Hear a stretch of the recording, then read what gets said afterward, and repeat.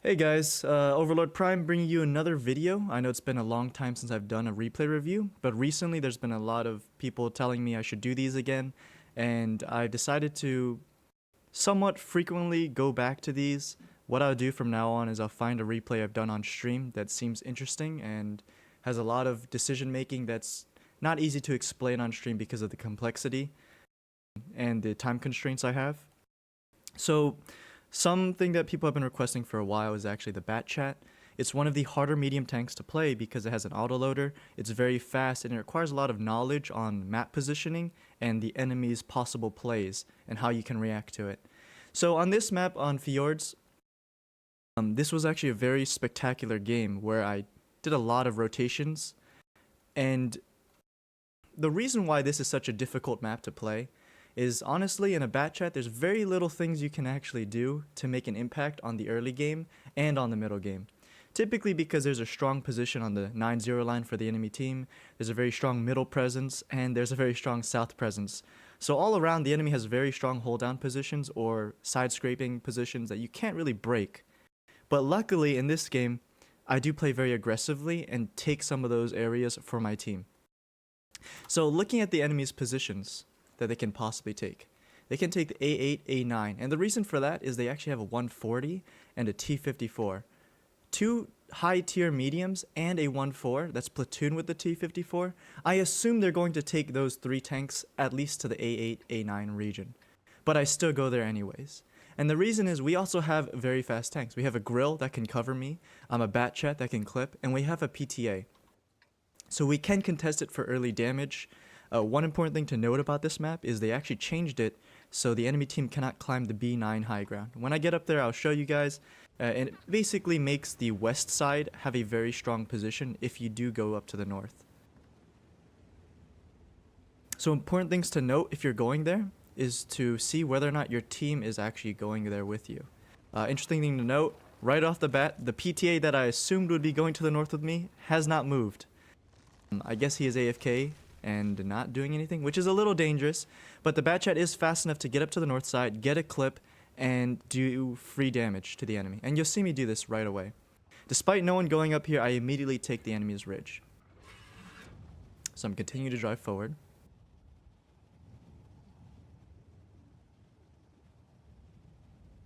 And this is actually right now is an important position to understand.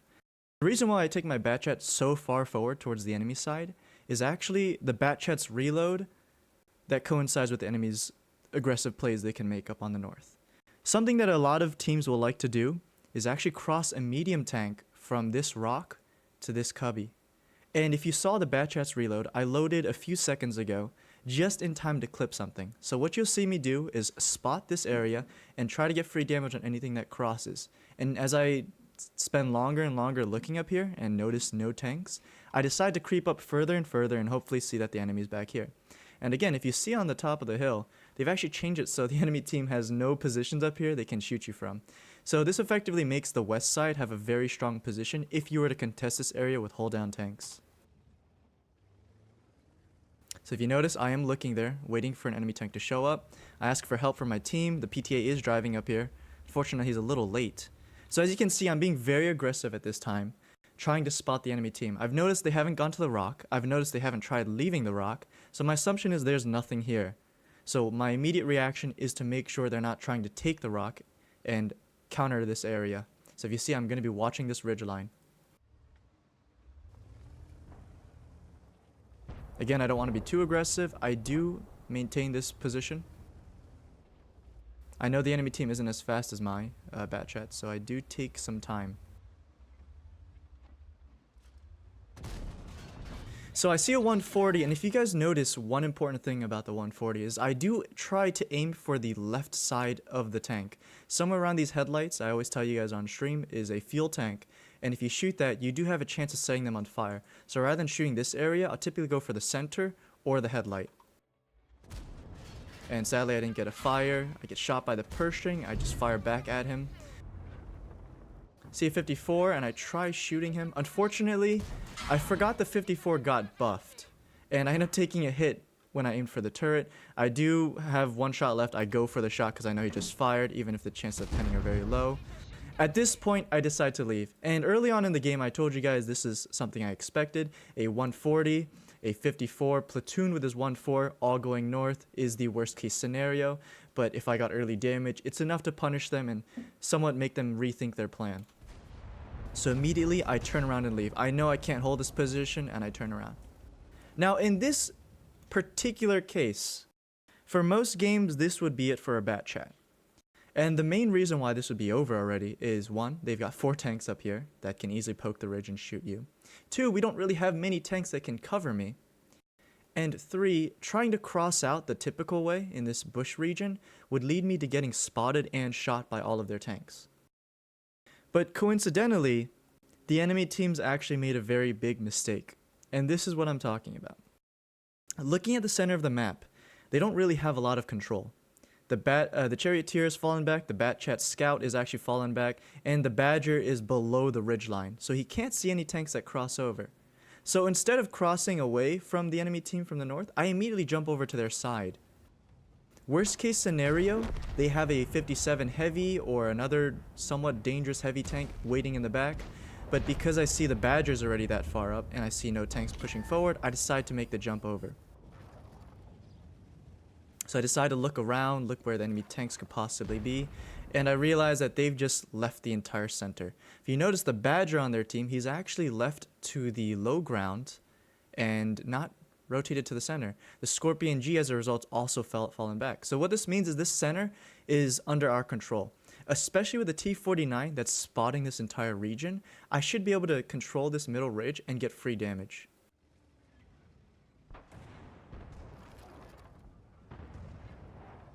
So I poke out here, I shoot the Emil. The reason why I'm shooting him is because, one, he's a hold down tank. And in that region, if you do try taking it from the enemy later on in the game, them having a hold down tank is very bad. So I do hold my shots. I notice our T-49's taking another hit of damage. But again, he's still in the middle. He's maintaining lights. He's making sure the enemy can't take it from us. And I go back to the middle and try getting shots on the north.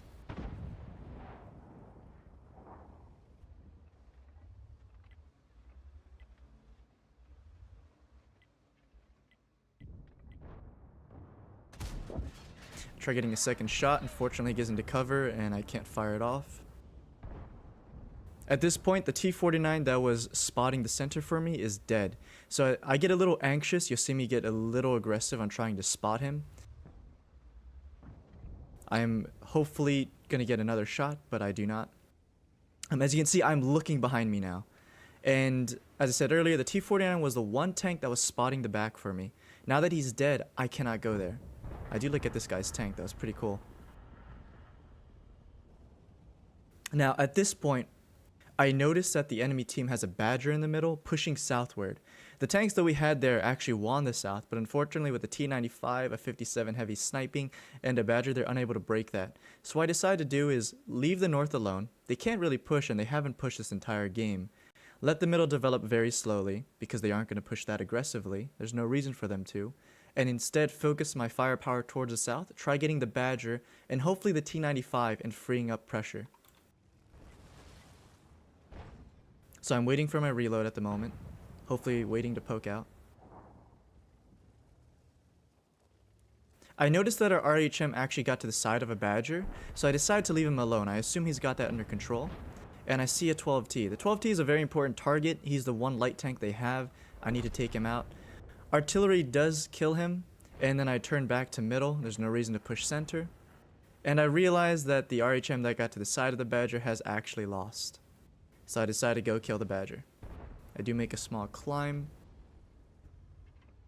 and I get my free shot on the Badger. Make sure I do not miss.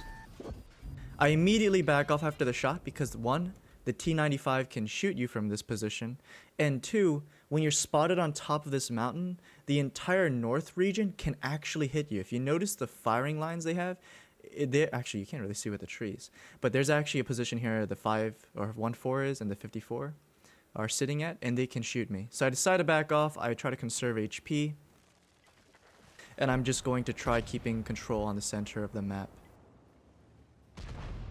I notice the Pershing is by himself, There's no 57 next to him. I decide to go for the kill, trying to maintain control on the center of the map for our team. I see a Scorpion behind him. I go for the shot. He does hit me, and I decide to go for the trade. I have one shot left. I'm going to go for a T95 shot. That was a very lucky shot. So here I get shot by a 57 heavy, and I see a 1-4 that rotated from the north down to the middle. Now, I don't have the firepower or the HP to survive this, so I decide to leave immediately. Unfortunately, a 57 heavy does hit me again. I am quite lucky in this game because he does low roll me twice, and it does keep me alive.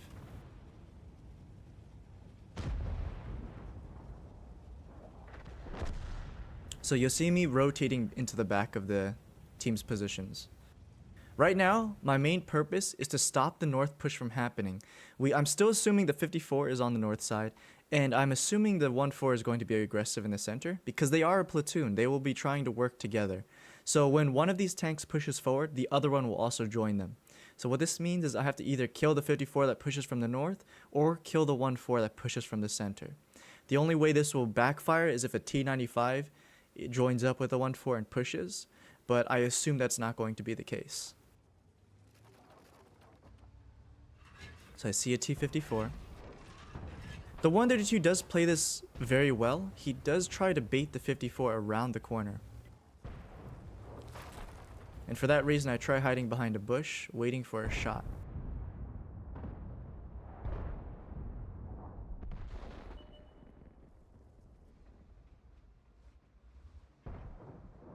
Get a free shot on artillery. Now, as I said earlier, because the 54 and the 1-4 were platoon mates, I assumed that if one made an aggressive play, the other would also make an aggressive play. So you notice that the T54 pushed forward, and now the 1-4 is pushing. So immediately, I rotate to the north side to try getting shots on his side.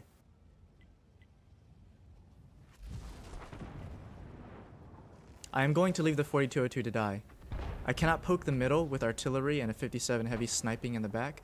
Notice that there's an Udis on the north, but the one reason why I continue going is if you keep driving in this direction, one, he doesn't have an angle on you, and two, you actually drive towards safety. You're limiting his angles that he has on your tank. So when I drove past this rock, I actually made myself safe. I do notice that he's there in a moment, and I ignore him. I try to kill the 1-4. He is a priority target for the team.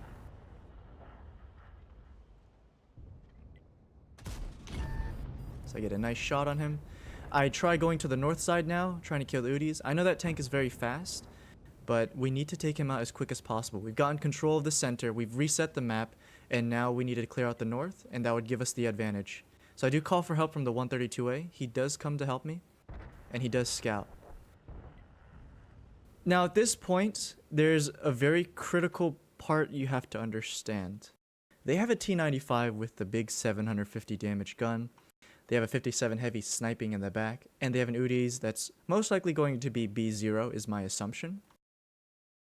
But what's interesting to note is our 132A actually has 765 HP.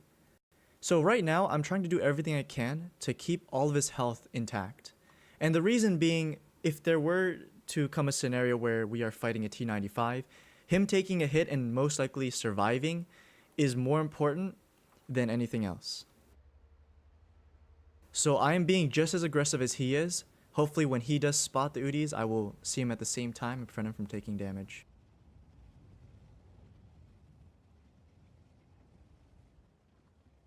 So at top of the ridge, I actually make it here before the 132A. Important to note, I do not poke. At this time, I do not have the HP to spot tanks. I'm still assuming the 57 heavy sniping in the back, and there is artillery on the enemy team. What I'm going to do is actually wait for this 132 to poke and spot, and the moment he lights, I have to have my gun ready. So notice how I time my tank's movement with the 132's scout run. So I'm waiting. I see him drive forward, and at this time, I slowly move forward for the shots. He lights someone, I immediately fire, and he doesn't get hit as a result. I get spotted, go for arty cover, and I make it.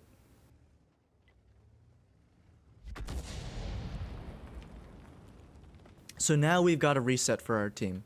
We've stopped the enemy's momentum, we've stopped all their aggressive tanks. Now there's an important play that needs to be made. This is actually probably the biggest turning point for any Batchat player. You have to make a decision. You know the T-95 is in the middle. You know the 57 is most likely still camping on that little island. So you have two plays. You can either rotate to the center and fight the T-95, or hold your ground and hopefully push into the enemy's base and snipe a T-57. The problem with the second play on pushing into their base is you're running right into an autoloader. The 132A will get killed in 2 shots, and I'll get killed in 1 shot.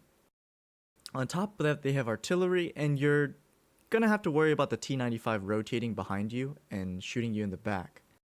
So pushing down the 9-0 line is actually the worst play. And the worst case scenario that can actually happen in this matchup right now is a T-95 pushing up the 6-7 line and a T-57 pushing up the 9-0, effectively pincering you and trapping you on this north region. So what I do right here is I make a call out for the 132, I ping the T-95, and we are going to finally use his health to potentially take down this T-95.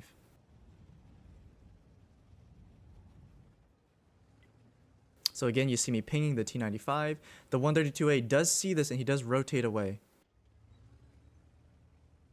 So in a situation where we are choosing between a T-95 or a potential T-57 fight, we are going for the one fight we can win. For sure. 100%.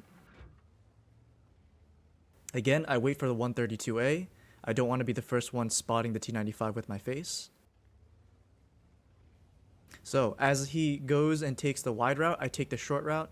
I want to be able to get shots about the same time that the 132 spots him.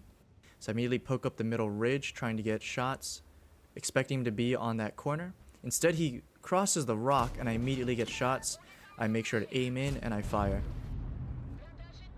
So again, the 132 actually crossed and spotted him before I did, and right as he got spotted, I managed to get shots. So it's important to time your damage along with the information that your light tanks will give you.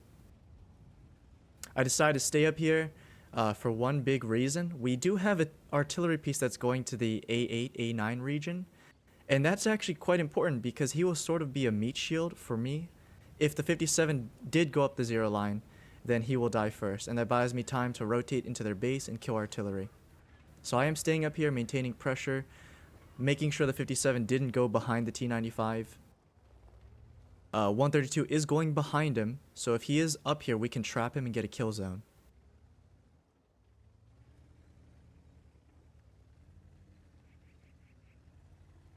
So, interesting bit that just happened right there.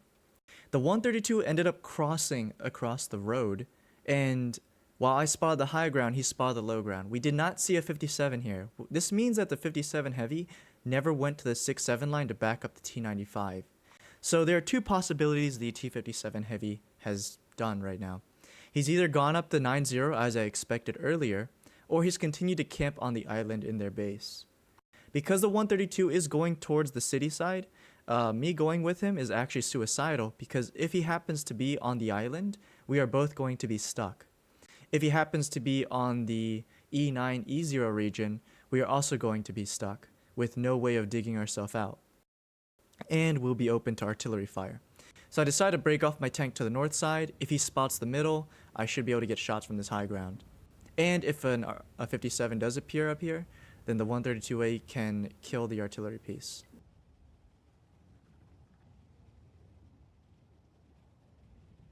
So he spots the 132A. As you can see from his position, it looked like he was going up the 9-0 to try pincering us earlier. So it was a smart play to rotate to kill the T-95. So there's no reason for me to hide my tank. I immediately poke over and get damage.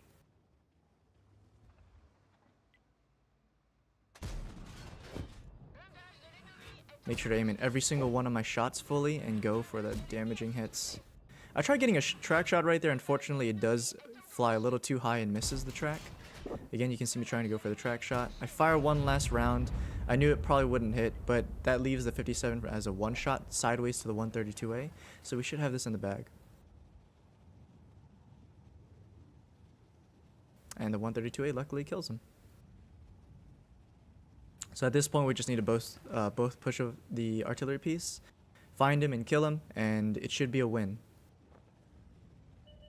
So he finds the artillery piece. I decide to get on cap to get free efficiency, and we win the match. So as you can see, 6,000 damage dealt, 1,400 spotted. In this game, I got quite lucky from the T-57's low roll. But aside from that, I actually had a lot of nice plays, such as rotating to the middle. So in a Batchat, it's important to know what the enemy can potentially do and knowing how to pick your fights. Being an autoloader with basically 2,000 potential damage in a clip, you're a very good assassin. And what you want to do is either try killing out targets that are by themselves, clearing up flanks, or even freeing up pressure for your teammates. As you can see, in the early game, I tried getting early damage against the enemy, stopping their aggressive plays, which actually worked out quite well. I rotated to the middle to defend the north from the push, and then I rotated to the center to kill the Badger to free up pressure from the south, with my end game goal just being an assassin, trying to take out tanks that be by themselves, and hopefully resetting the map every single time when the enemy would be making an aggressive play. So anyways, that sums up the game, and that's it. We win.